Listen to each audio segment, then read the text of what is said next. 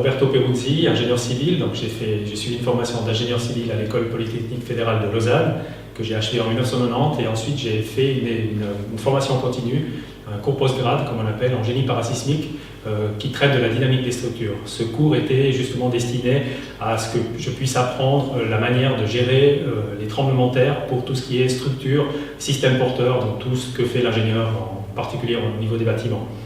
Au niveau de mes clients, je travaille pour beaucoup de privés. Donc quand on construit un bâtiment, lui il fait les plans d'ingénieur, donc on travaille pour des privés. On travaille aussi pour des privés qui demandent de faire vérifier leur bâtiment en cas de séisme, voire vérifier leur résistance.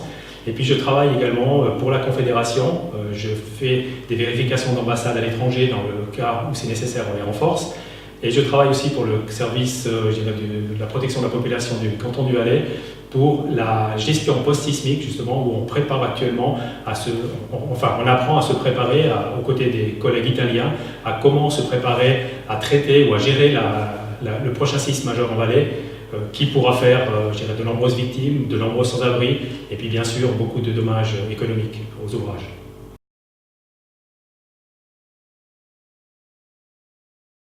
Dans ma pratique professionnelle quotidienne, je suis confronté au domaine du génie parasismique ou des séismes, donc par exemple la modélisation et le dimensionnement des structures porteuses de bâtiments neufs. Donc le rôle de l'ingénieur civil, c'est d'assurer que le bâtiment résiste en cas de séisme et qu'il ne s'effondre pas. La volonté de l'ingénieur, c'est vraiment d'arriver à protéger les personnes, de protéger leur vie. Donc un effondrement, c'est fatalement des morts, donc ça c'est ce qu'on doit éviter. Alors ça, on le fait très bien aujourd'hui avec les nouvelles normes pour les bâtiments neufs.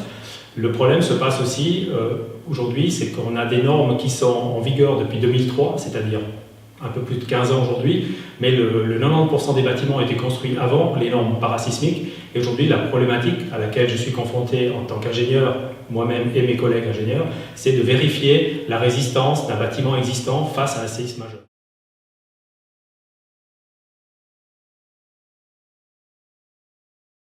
Personne ne veut être sûr de ne pas de périr dans l'effondrement de leur bâtiment.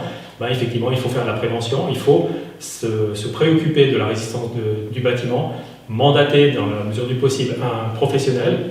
C'est des études qui sont relativement simples, qui peuvent être faites de manière assez économique pour pouvoir au moins sensibiliser les gens ou que les gens prennent conscience si leur maison est vulnérable et si oui, quelles sont les mesures qu'ils pourraient faire pour les renforcer. En Valais, on n'a pas d'assurance qui couvre le risque naturel du séisme. D'autres risques naturels sont couverts, mais évidemment pas le séisme. Comme le canton du Valais est, je crois, l'un des cantons où le nombre de propriétaires privés est le plus important, ça veut dire que pour les propriétaires privés, je les encouragerais à faire une vérification de leur bâtiment, parce que si en cas de séisme, leur bâtiment est très vulnérable, ils pourraient tout perdre, non seulement la valeur économique de leurs biens, mais dans le pire des cas, perdre des membres de leur famille. Donc oui, vu que ce risque n'est pas couvert, je les encourage vivement à faire une vérification de leur bâtiment. Qu'est-ce qui se passe en cas de séisme? Alors, si vous êtes à l'intérieur de votre bâtiment, le bâtiment va bouger de manière très forte, il y aura des déplacements très importants. Donc vous serez dans la capacité de sortir de votre bâtiment. Donc dans la mesure du possible, protégez-vous sous une table ou dans un encadrement de porte pour que s'il y a des objets qui tombent, il y aura des bibliothèques qui vont tomber, des objets qui peuvent vous blesser, donc protégez-vous sous une table dans le meilleur des cas. Si vous êtes à l'extérieur, le plus important c'est de vous éloigner rapidement des bâtiments. Pourquoi? Parce qu'il peut y avoir des éléments de façade qui se décrochent, qui tombent, et si vous êtes devant le bâtiment, vous allez recevoir à ce moment-là des éléments du bâtiment qui peuvent vous tuer. Donc oui, à l'extérieur, s'éloigner. Ce sont des éléments en tout cas que je vais mettre bien en avant aujourd'hui. Et j'appuierai encore là-dessus parce que je suis certain que demain, quand on aura un tremblement de terre en Valais qui va générer malheureusement des morts et des victimes, il y aura encore des gens qui vont dire « si on nous avait prévenu, on aurait pu réagir ». Donc aujourd'hui, on vous prévient, réagissez.